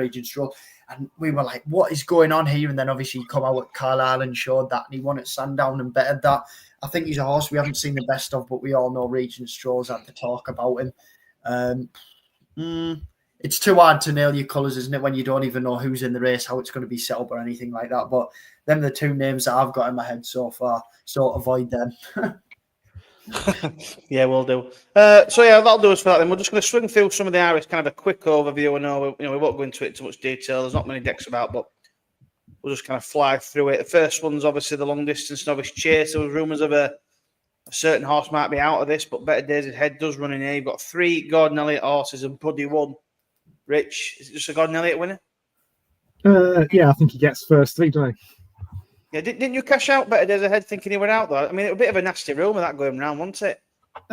Well, I put the double on twice and I cashed one of them out, so I've still got one. Yeah. Croke Park back up to 3 mile. Interesting. Yeah, I think Croke Park. I mean, he won the Grade 1 Drin Modding last time out, beating Firefox and Heartwood. Like I say, I think he'll prefer the 3 miles. I think the trip last time was maybe a bit too short. Stellar Story is a horse that I really like. He won the Albert Bartlett, and then he won the Grade 2 Chase. I think he needs a proper slog, though. I don't know about the ground. Might not be testing enough. And then you've got Better Days Ahead, who beat Slade Steele, who has shown that the Supreme form is garbage. So it's tricky, isn't it? I mean, I have Better Days Ahead because I think potentially he has more to offer, but it's a very trappy sort of race. I won't be getting too much involved. Yeah, have you managed to have a look, George? What do you think? A trad cast on Gordon Elliott or what? Yeah, well, I just remember watching the Croke Park race last time. Like, I thought, like, he didn't do anything wrong, but I thought he was fairly lucky. I think Heartwood made a couple of mistakes at vital moments. Firefox managed to somehow run into trouble in whatever it was, like a 5-runner race. And Croke Park was just the horse that stayed further and managed to get loose on the front end. Having said that, it'd be better back up in trip again. But Better Days Ahead, mate, in my opinion, was the best of these over hurdles. And it probably taken the biggest step forwards for the introduction of fences. He's already rated the highest of these on RPRs over fences, and I think he can prove again up in trip. I think Better Days Ahead just wins. Yeah, I'd probably agree with you there, to be honest. Joe, do you have a quick look? Yeah, you know, I love to ramble on, but I'm just going to say Better Days Ahead. Exactly the points that the lad said there. I think, obviously, it could be a try-cast, but I think this is Gordon's best one in the race. Good man. I didn't actually put this on the list, but I thought I'd just quickly throw it to you, Rich. Obviously, the juvenile race, Willie de Huel. You've got one you quite like in there that you mentioned. Did you put him up on the Cheltenham show the other day? Doesn't it have nice ears, this one? No, he is. Yes, he's running against Willie de Huel. Did you put him up for the Triumph? You did, didn't you? Have I got that right? Yes. Hello, neighbour for Gavin Cromwell. Real quick? Yes, we've taken on Willie de Huel, who's the talking horse.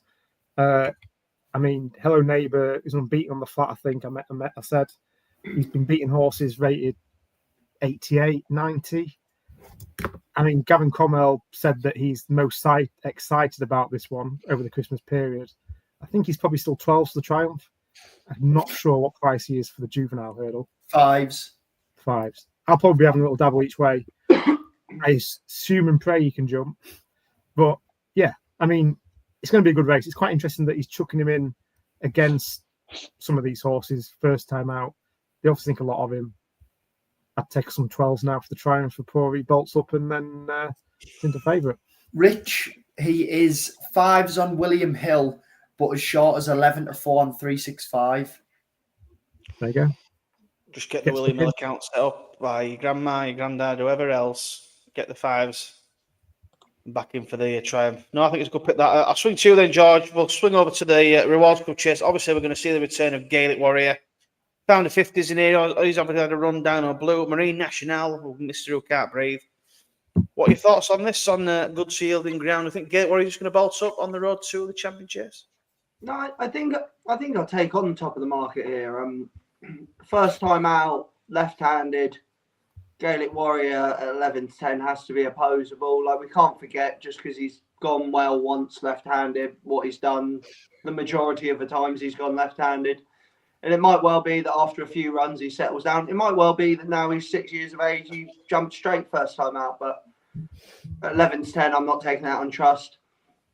And if I'm not taking on trust with him, I can hardly do it with Founder 50, who hung and jumped right for the entirety of his last run and just sort of got away with it.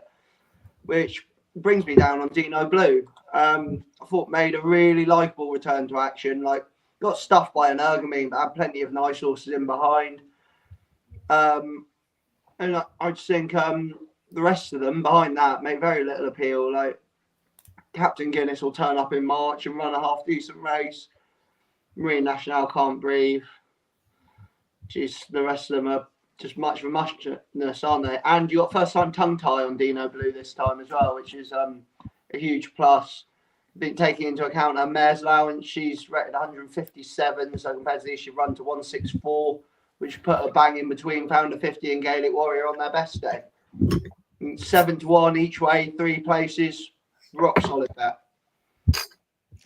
Yeah, I mean, I completely agree with you. Obviously, we like Gaelic Warrior, but at a short price, first time. I mean, you've said it all there. I think Dino Blue, that I know, well, it would have been behind Banbridge as well, but I think it's a fair return to the track, and I think she'll run a big race getting that allowance. I mean, Rich, I'll come to you, mate. You love a mare getting the allowance. You must be on Dino Blue as well, surely.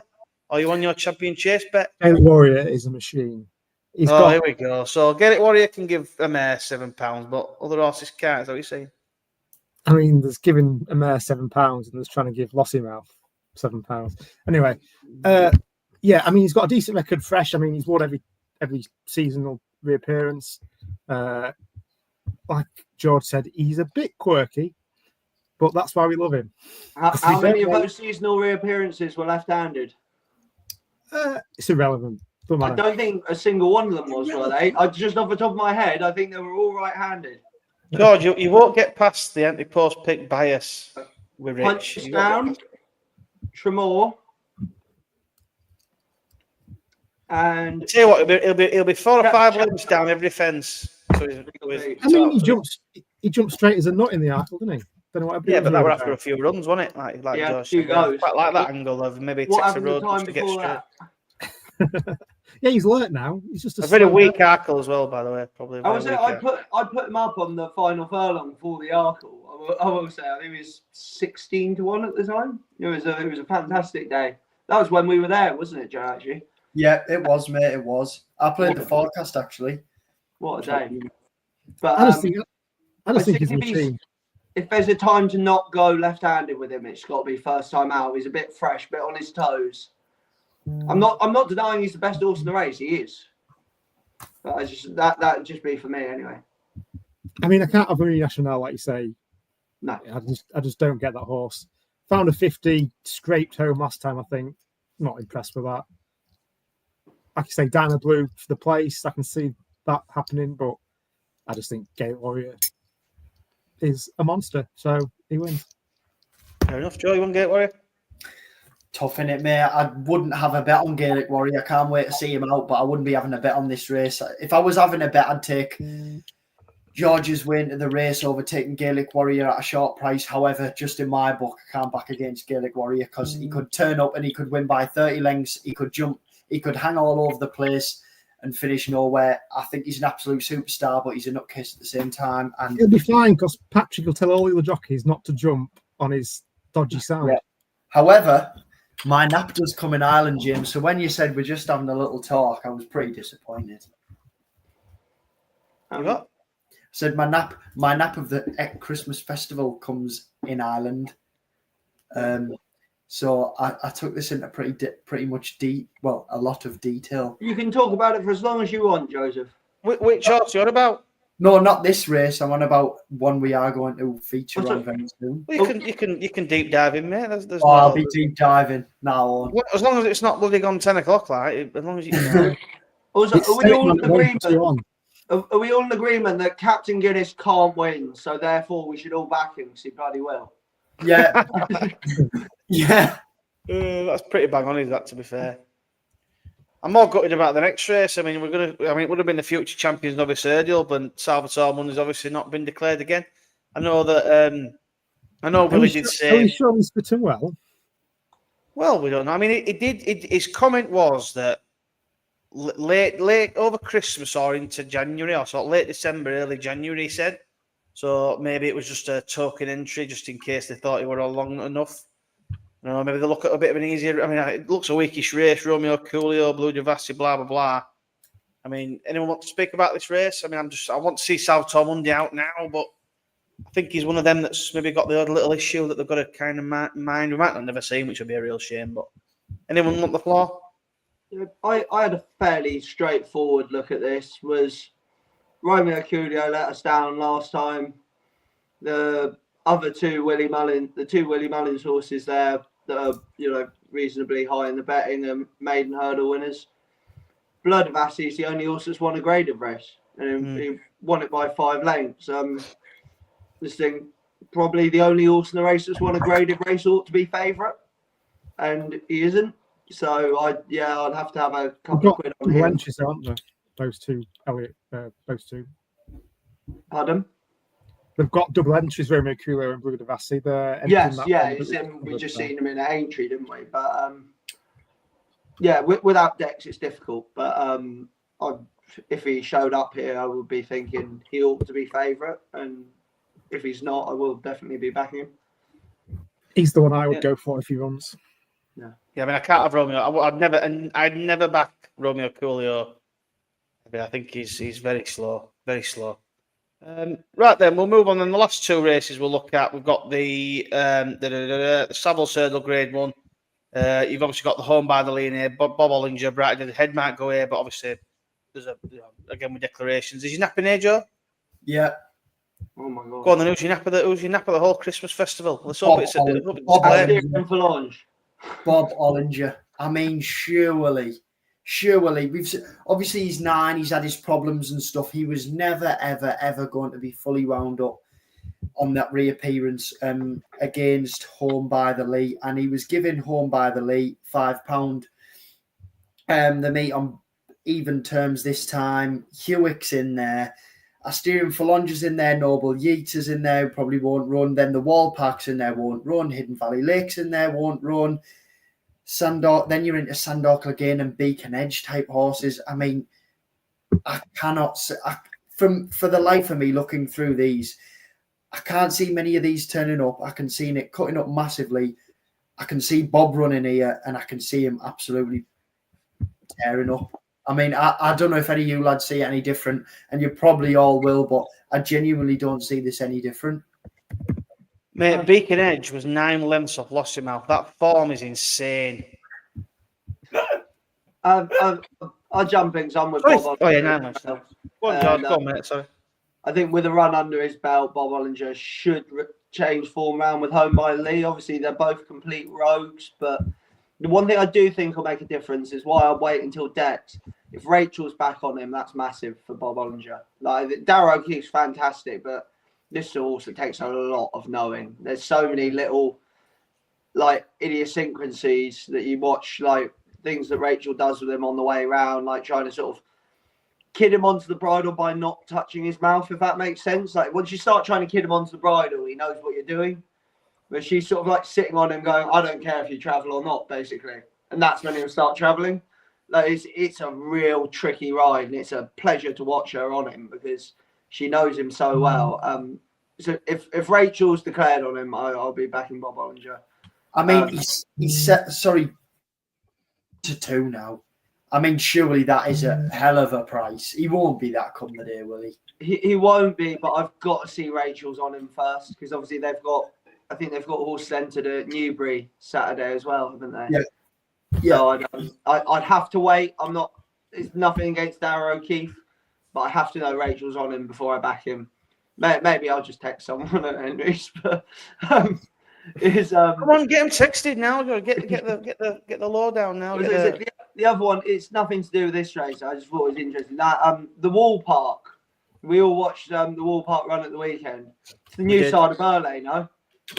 He is. See him flashing his tail coming around the home bend the second your man picked his stick up. The tail was going 100 mile an hour. And I thought, what an absolute pig. And then they turned into the straight and suddenly out of nowhere, here he comes flying home. This is the new side of Burley, 100%. And there's obviously a huge amount of ability. It's just going to be if they can find the key to him or not. He might be a stairs hurdle horse.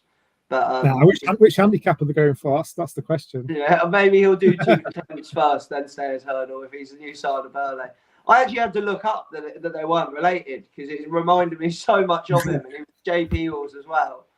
Obviously, only recently a JP horse, but there'll be a fun horse to watch over the years, I think, especially if you're into watching sort of difficult rides and watching jockeys try and find the key to a horse. Like I said with Rachel and Bob Ollinger, this is another one.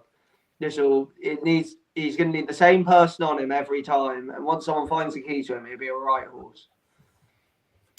Yeah, he's got bags of talents at Wall Park. He's just got to find the key to unlock it. Right, we're going to talk about the last race then, which is the Savills Chase, and then we'll do sort of anything else if anyone's got what else they want to mention. But we have another massive clash. It's the rematch of Factor File, Galloping Deschamps, 3 Mile, Leopardstown. Rich, I mean, I'm all for Galloping Deschamps. I do think the form of the John Durkin will be turned around, or at least it'll be very, very close. If Factor File runs him close, I'll be like, fair enough. But even then, as long as Galloping runs a really good race, I still think when you step up to that Gold Cup trip, it's going to be tough for Factor File. But which way you're signing? Are you going to go for anything else in this race? What do you think? It's great to have the clash again. I mean, you love running a good race, don't you? If you finish your second, I mean, you love running a good race tonight. Well, yeah. I mean, when they're going through the season, it's like horses can get beat. It don't matter to me. It's one of them. People seem to write horses off just because they get beat, even though there might be a length off or something. I mean, the way to play this. I mean, in the John Durkin, you knew Galloping Deschamps never runs his race in that sort of race, and he did run pretty well actually this year. Now, this is his race. This is what he wins. I mean, he bolted up by 20, 30 lengths last year, beating Jerry Colon. This is where we'll know if Factor File is going to stick it up to him in the Gold Cup, because Galloping Deschamps will be primed, and it's whatever can keep up with him, I think, in this. So He run an RPR of 161 in the John Durkan last year, and then a 184 in this race last year. that's what The I mean. improvement's obviously there to this race. I think he's going to take all the beating in this race. I mean, this is his race. I mean, for me, if I was backing both of either or, I'd be on Galloping, just because it's proven. We know that the John Durkan was too short. This is his ideal trip. So between the two, this is the horse that you back. But it's going to be very interesting to see how close Factor Foul can run him. What do you think, Joe? I agree. I think will Galloping be fully wound up? Obviously, that year older, another year, out the Cheltenham Gold Cup. Will he be fully wound up? I don't know, but I think you'll see a new Galloping Deschamps, and I think Factor File will have it all to do. For me, it's not a betting race again, like last time they met, but it's a more telling story. I think you could sort of already write a line through that John Durkan, where I think the Savills Chase, like Rich said, and you said, the improvements tend to be found in this race, and I think it'll be a good storyteller, for what we'll see in March. What do you think, George? I mean, the thing. I'll go on, Joe. That's not me saying this race doesn't matter, because I know a lot of people go, "Oh, you're only bothered about Cheltenham. It's meant to be Christmas special, whatever." But I wouldn't nail my sort of flag to the colours or whatever you want to say, just because I think Galloping Deschamps has that one day in his calendar, and that is the Cheltenham Gold Cup.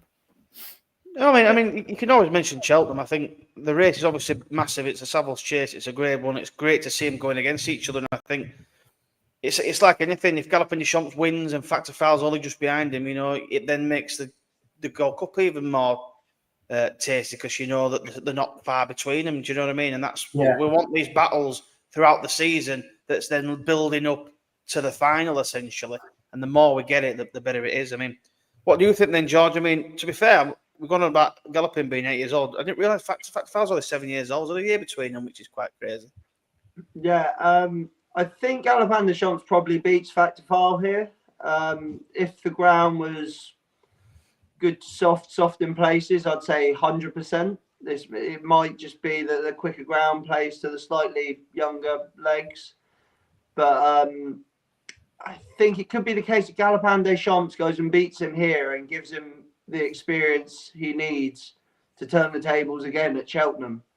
I wouldn't be certain on that, but it could be the way it works out, because no matter what way this goes, Factor File, this is his biggest test to date, and he's going to come on a lot for it. It's going to teach him a lot.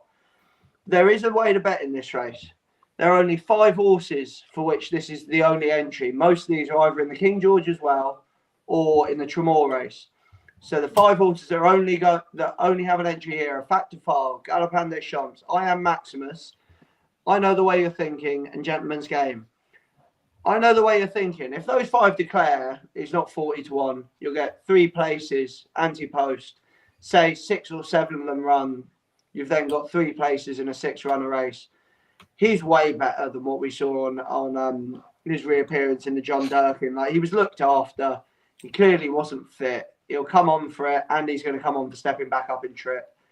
People have got short memories. He's 40-1, and in the Mile May, he beat Iroko, Hartwood, Chianti Classico, and Broadway Boy senseless. 40-1's massive. And if you can take that each way now, you have 3 places on the day. You know he's going here. I think that's ridiculous price, given that you're going to be looking at 5 or 6 runners on the day. Yeah, I think that's actually a good little angle there, anti-post, taking advantage of the hopefully less runners, bigger places at bigger prices, because you're looking at the top 2, and then it's like anything could follow them home. And like you said, there you get a horse who's got good form. Why not? He's had the spin. It's an interesting runner. He's split them potentially, like the improvement up in trip. He's good enough to even potentially be there with them, bang there with them at the end. There's no reason to say on promise, on potential, that he couldn't be that good. Like he hasn't necessarily shown it yet, but it's an each way bet. That's what I'm saying. Like it's not a place bet. It's an each way bet for sure. Yeah, I think Ellis just put up. I know the way I think he won't be ruining his national mark Yeah, maybe, but like you say, if he's sort of staying on, winning novice, they'll be Yeah. They want to find out if he's good enough for the Gold Cup first. yeah, I suppose if you've got the opportunity to go there, you want to try and see, well, what if he turns out to be better than that? You know what I mean? What if he turns out to get in amongst the big boys for the Gold Cup? It's certainly going to be interesting to see. Again, another great race. We've got some really good races over Christmas, guys. It's going to be exciting. Right then, that's the last of that. So we're going to do the anything else. Now, obviously, there's a lot of races. I mean, Rich, you've got one selection for all 70 races on Boxing Day. Is that right? No. Have you got anything else not. you'd like to mention before we wind it up? I'll quickly go through it. Boxing Day, Aintree, 12:30, Western in the Park runs, finished second to Peaky Boy last time out, who I thought ran a fairly decent race at Cheltenham. Again, Boxing Day at Leopardstown at 12 o'clock. You've got Copet de Boards, is it? Making hurdles debut, taking on some nice horses like Karaboomga for JP and Yes Hill, who finished second to a horse, Samanzarak, who I think is quite a nice novice hurdler. Then you've got 12:35 Redemption Day. He's finally making his hurdles debut. That's against William Money for Brian Connell. 1:10, you've got Willie de Huel. Again, he's taking on Hello Neighbour in the Grade 2 juvenile hurdle. What else we got? Moving on to the 27th, you've got It's For Me at Leopardstown, 12:30, making Chase debut. He's been off the track a year, so it'll be quite interesting to see how well he goes. I mean, he beat Caldwell Potter in Punchestown, so that's quite decent form. Chepstow, 1:40. You've got My Noble Lord, I think he's going to run in the juvenile race. Be quite interesting to see how he gets on after finishing well behind East India Dock. What else do we got? Moving on to the 28th. Moving on back to the 27th at Kempton. Another Green on Guerrero horse, 12:45. Mellon potentially might be running. He won first time out. Was it at Doncaster? I think in a juvenile race. He made quite a big error at the last and still managed to hang on. Be interesting to see how he gets on. On to the 28th, you've got Quay de Bourbon making his seasonal reappearance in the 120. You've got Impere Pass potentially at Limerick in the 140. And then on the 29th, Leopardstown, 2:30, you potentially got State Man versus Brighter Days Ahead. And yeah, I think I covered all the main ones. Lovely. I was going to put Alice's comment up here. He's put Zambezi Fix if he goes for the 0 to 120 at Chepstow on the 27th. Looks a good bet as I can without the market. I don't think I did read it out. So we'll get on Zambezi Fix. He only wins when it's heavy. If it's heavy ground. Oh, George, if it's heavy. Says George, if it's heavy. Oh. He's the best. He's the best. If it starts raining, especially like Sandown, it's like goes from soft to heavy. Zambezi Fix will be the best backed horse of the day every time. He's a place only bet to nothing when it's heavy. Doesn't matter if he could be rated 100 running in a 140. He'll finish third if it's heavy. Are you taking the 16s on a Digit, George? I won't. I haven't had a look through the race, but probably not for now. I don't know. He's trained well away from the other horses. He's really a Josh project. I did think Matador's potentially well handicapped in that still, given we had the second and the third behind him that day at Ascot. Copmask, who finished third behind him, then second behind him, won on Saturday at Ascot, and Isardari only just got beat by Liberty Hunter, who finished second to Matador first time out. So that form's stacking up really well. It's mad to say about a handicapper that's rated 151, but Matador could still be very well handicapped up against like Boot Hill. There'd be no juice in 160. Edward Stone, maybe if they actually let him make the running. Sombre's been disappointing.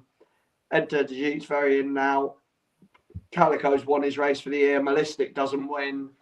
No, I think Matador for Venetia could be the one in the Desert Orchid Chase, and obviously she's in cracking form. So the Matador Digit reverse forecast is the bet of the festive period. I think he was 20 to 1 last time he won it, didn't he? Go on, sorry. I think last time Enter Digit won the Desert Orchid, he was 20 to 1 or something, wasn't he? So maybe he's hot. He's much shorter than that this time round. So maybe. Ellis said that he's won on good to soft Zambezi picks twice Oh, apparently. He has, but he's definitely a heavy ground horse. You can't argue that. Like, So watch for him absolutely bolting up in the 1-120. I love that. Joe, have you got anything else you'd like to mention? Yeah, my only other one was Matata, really. Up against Boot Hill and Edward Stone, slightly older, slightly, have the reached the peak, have the handicap has got the hold on them. Maybe not, but I think Matata gets weight off them all. The younger horse, 11-4, 7-4 in Ladbrokes. You can get 11-4 in 365. You can get twos, just above twos in William Hill and stuff. 7-4 in places. I think, like George said, when you go through the list of horses in there, they've all had problems, either fell, pulled up. Matata's 1-1-1-1-1-1, the improving horse. 11-4 is not a bad price at all. Apart from that, I think we've covered everyone. Just is it on to Naps and next bests for the festive period? Almost. Ellis says Matador has to give Editor de Geet £6 with Freddie's claim on Editor de Geet's perfect terms. I tell you what, Ellis, you don't need to convince us, mate. I'll have a little bit on him. We'll have a little bit each way, but if you're on him, I think it's fine. It was 5-1 last year when he won the Desert Orchid, £9 higher than 2. So I'm guessing you're backing him, Ellis, yeah? I think he's great, mate. I think he's got a fair chance. We'll be on him. I'll have a bet on him anyway. George, have you got anything else you'd like to mention? If you mention Editor de Geet, that'd be hilarious. I just thought I'd go through a couple of Gary's better chances over sort of Boxing Day, Christmas period. We've got Lumi plug-in up at Wincanton in the 345. He was second last year in a maiden hurdle behind All Authorised. I am Maximus's full brother. That was a good run. He was second on reappearance here. Goes into a handicap off 107. The only thing for me would be the trip. A lot of his, I think the last time out he ran quite well over 2.5. 2 mile might be short of his best, but he probably is a bit better than 107. So he'd be one to keep an eye on. Sorry, I forgot, this isn't a Gary horse at all, but the 12.45 at Kempton on Boxing Day, you've got Leader in the Parks in there at 8-1. He was back like defeat was out of the question first time out and just looked like he needed the run. I think price-wise, it's a bit of an overreaction to have him at 8-1 there. So I'll definitely be backing him at Kempton on Boxing Day. Back to Gary's horses. We tend to have at least one winner at Formby on Boxing Day. Like it's usually 2. It's usually 2. If you think you've got 3, you're usually wrong. But one worth looking at with an eye to the future is Pearl's Pirate in the Novices Hurdle. He's 20-1, and Caelan Quinn's chosen him over Sanitizer, who won 2 starts back. Might be a case of he ends up like looking for a mark, but he ran very well in a bumper at Fontwell. He surprised us a bit. Like I think it was heavy ground, which is probably more what he wants, but he beat another horse of ours that was 100-30 that day. He was 22-1, and his breeding is really nothing to write home about, but he ran very well with that day. Be interested in seeing him tackling a hurdle now, because he's one of the biggest horses you'll ever see. So to run that well in the bumper was a bit of a surprise to us. On to what I think are our 2 best chances of Boxing Day. Jolly Jump is one of them. Is that right? Is Jolly Jump one of them? Jolly Jump's the next one. Jolly Jump is one of our best chances on Boxing Day. He's a lot better than 105, and 12 stone is a lot for any 5-year-old to carry, but this is a big horse and he jumps very well. I think I went and backed him when he ran first. Was it first time up over fences? Yeah, he ran this novice handicap chase at Fakenham. I backed him. Jamie went and schooled him and said he feels like a 130 rated chaser, like on like his second ever chasing start. So he went to Fakenham and he jumped like an absolute bag of spanners. Got beat. And then next time out at Southall, we saw the real horse, and Southall's a hard track to jump round. So he was brilliant that day. Which race is that, George? What race is this? The 107 at Fontwell. I know the Nick Gifford's horse is fairly well as well. Kodik Stern's a decent enough horse, but I'd be a little disappointed if we couldn't give £1 to him. Like, this isn't a good race. Like, I wouldn't say he's the best handicapped horse in the world. Jolly Jump, obviously, he showed getting beat after his win. This isn't very deep at all. Like I think he'll win this. Then certainly Gary Moore's best chance of the whole festive period is the bumper at Fontmore. We've got Edward Sexton in there. He's evens, but I think he just goes and wins. He only got beat last time by the horse of ours. We had a 1-2. What's his name? Hurricane Pat of Noel Feely's. And bear in mind, we have an appalling record in bumpers. We don't have bumper winners really at Gary's. And I think my two bets in that over that fortnight, my only bets were El Kairos at Newbury, who obviously went and hosed in. And then I watched this race. I was going, am I mad that I want to back two of our horses each way in a bumper? And they were like 20-1 and 12-1 or something at the time. And I backed them both each way, and they finished first and second. And I tell you what, I think Edward Sexton might be the better horse of the two. Like Hurricane Pat got first run on him, and I think Hurricane Pat run in Irish points as well. Whereas this was Edward Sexton's first racecourse start. He was a real green horse last year, and Jack Andrews, who rides him out every day, our assistant trainer, has done a cracking job with him. Another jukebox jury like Cloud Dancer, who won the weekend before last for us, and they're both the same sort of nuts. And this horse has settled much better than Cloud Dancer has. But David Dunstan is a very capable amateur. He owns the horse. He's got beautiful hands. He rides very well. He maybe used to have a bit of a reputation for leaving it a bit late on horses, but I think those days are sort of behind him.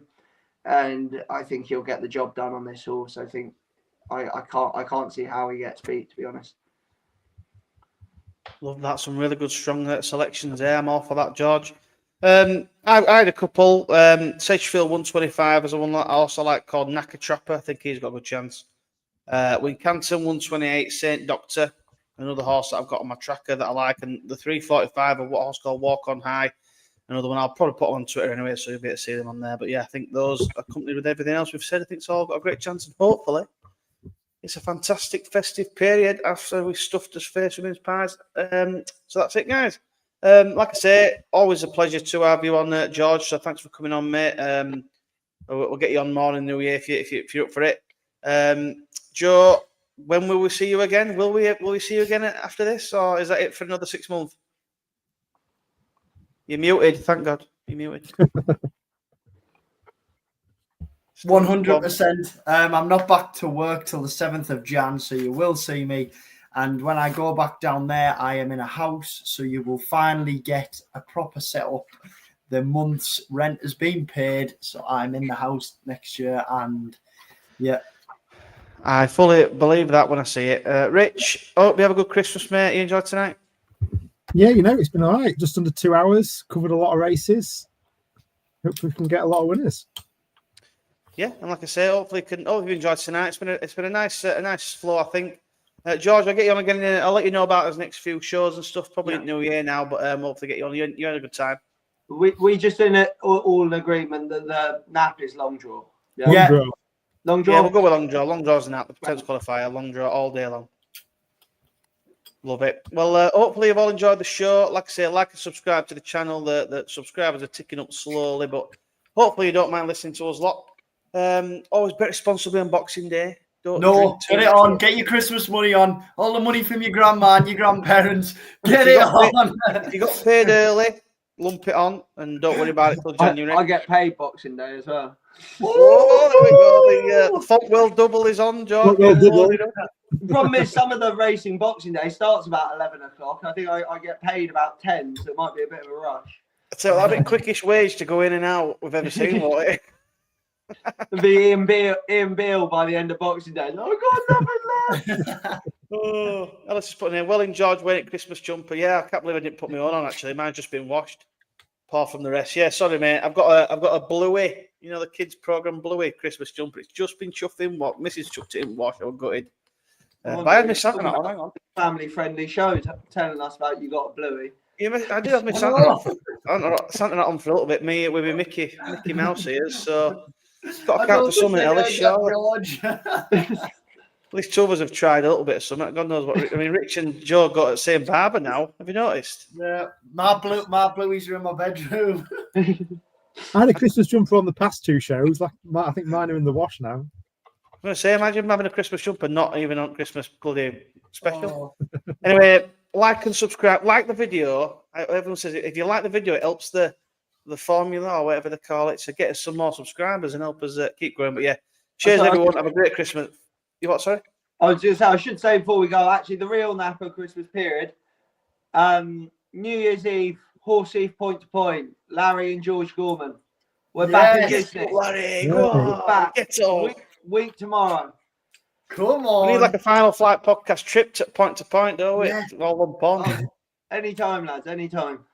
Class that, mate. Well, good luck on Larry when you do that, mate. Hopefully, if I can get them qualified, I'll be coming to entry. So that'll do us. We'll try and get a trip sorted. We'll get a trip sorted. Good man. Right. Well, Merry Christmas, everybody. Have a wonderful festive period. We'll see you in the new year. Thank you, everybody. Cheers, Joe, George, and Rich. And I'll see you all next time. Good. Thank you Merry very Christmas, much. everybody. And goodbye. Merry Christmas.